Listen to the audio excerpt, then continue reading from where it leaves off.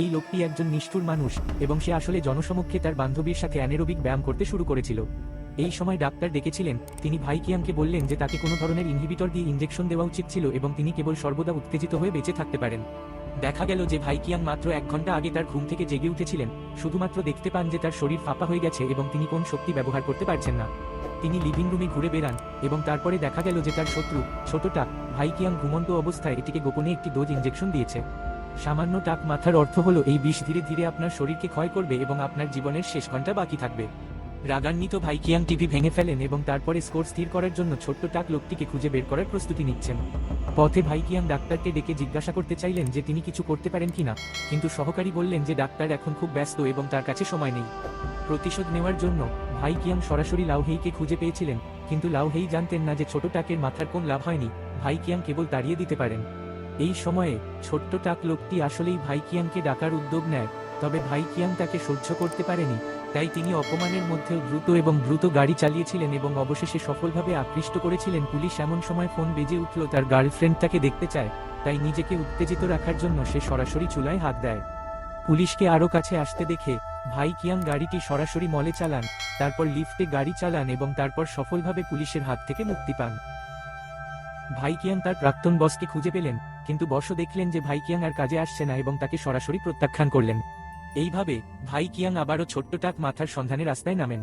এই সময় একজন ভালো সমকামী বন্ধুকে ডেকে বলল যে সে রেস্তোরাঁয় খাচ্ছেন। ভাই কিয়াং তা শোনার সাথে সাথেই একজনের হাত কেটে ফেলল। আশা করি না যে এই ব্যক্তিটি একটি শক্ত লোক ছিল, আমাকে বলবেন না ছোট্ট টাক লোকটির অবস্থান। ভাই কিয়াং তার জিজ্ঞাসাবাদে কোন ফলাফল না দেখে তাকে সরাসরি হত্যা করে।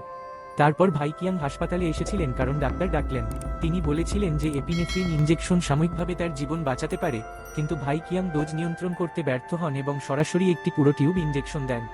উত্তেজিত ভাই কিয়াং হাসপাতাল থেকে বেরিয়ে এসে রাস্তায় দৌড়ে যান এবং তারপরে তিনি একটি মোটরসাইকেল ধরেন এবং অবিলম্বে flying freely in your heart, freely flying, brilliant starlight, eternal wandering পরিবেশন করেন। তারা একটি রেস্তোরাঁয় এসেছিলেন এবং ভাই কিয়াং তার বান্ধবীকে বলেছিলেন যে তিনি আসলে একজন খুনি এবং তার শেষ লক্ষ্য ছিল গ্যাংস্টার ভাই লাও জিনকে হত্যা করা, কিন্তু সে ব্যবস্থা নেয়নি কারণ তার যথেষ্ট মারামারি ও হত্যা ছিল। কিন্তু খুব বেশি দিন আগে তার শত্রুরা তার বিরুদ্ধে ষড়যন্ত্র করেছিল এবং এখন তার কাছে বেশি সময় নেই।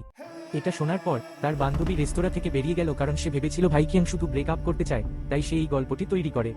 তিনিও ভাই কিয়াংকে একজন বদমাইশ হিসেবে অপমান করেছিলেন এবং তারপরে চলে যাওয়ার জন্য ঘুরেছিলেন, কিন্তু এই মুহূর্তে ড্রাগের প্রভাব আবার কার্যকর হয়েছিল এবং ভাই কিয়াং এতটা পাত্তা দেননি। তার গার্লফ্রেন্ডের সাথে প্রকাশ্যে সেক্স করেছিল সে মূলা, যা পাশের তরমুজ খাওয়া জনতাকে উল্লসিত করেছিল।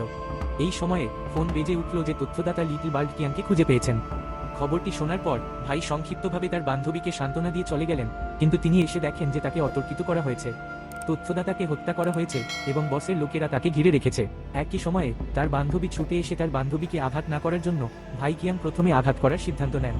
ঠিক এভাবেই তারা ভবন থেকে পালিয়ে যায়, কিন্তু তিনি চলে যাওয়ার কিছুক্ষণ পরেই ভাই কিয়াং আবার অসুস্থ হয়ে পড়েন এবং তার বান্ধবী এতটাই দুর্দান্ত ছিল যে সে অবিলম্বে তার মাথা নিচু করে ফেলেছিল। ভাই কিয়াং সফলভাবে পর্যাপ্ত অ্যাড্রেনালিন মিশ্রিত করেছেন। এরপর ধাওয়াকারীদের সঙ্গে মোকাবিলা করা হয়। তারপর তারা ডাক্তারের বাড়িতে আসেন, কিন্তু ডাক্তার বলেছিলেন যে তিনি কেবলমাত্র 1 ঘন্টা কিনতে পারবেন। ভাই কিয়াং এই কথা শুনে সরাসরি লিটল বার্ডিকে ডাকলেন। ছাদে পৌঁছে ছোট্ট টাক লোকটি বসের সাথে বসেছিল। বসও ভাই কিয়াংকে জিজ্ঞাসা করলেন যে তিনি প্রতিষেধকটির চিকিৎসা করতে চান, কিন্তু ভাই কিয়াং তার হাত শক্ত করে তুলেছিলেন। তখন দেখা গেল যে লাও জিন তাকে হত্যা করার জন্য নেতৃত্ব দিয়েছেন এবং শীঘ্রই লাও জিনের হাত ছিল। বসও হেলিকপ্টারে উঠে পালানোর চেষ্টা করেছিলেন, কিন্তু ছোট্ট টাক লোকটি তাকে হত্যা করেছিল। যখন ছোট্ট টাক লোকটি চলে যেতে চলেছে তখন ভাই কিয়াং ছুটে আসেন এবং তারা দুজন একে অপরের সাথে লড়াই করে এবং তারপর একসাথে বিমান থেকে পড়ে যায়। ভাই কিয়াং সফলভাবে ছোট্ট টাক লোকটিকে বাতাসে মেরে ফেলেন এবং তারপরে মাটিতে পড়ে যান। ফিল্মটি যখন শেষ হতে চলেছে ঠিক তখনই ভাই কিয়াং চোখ বুলিয়ে নিলেন এবং দ্রুত প্রতিটি জীবনকে আলিঙ্গন করলেন।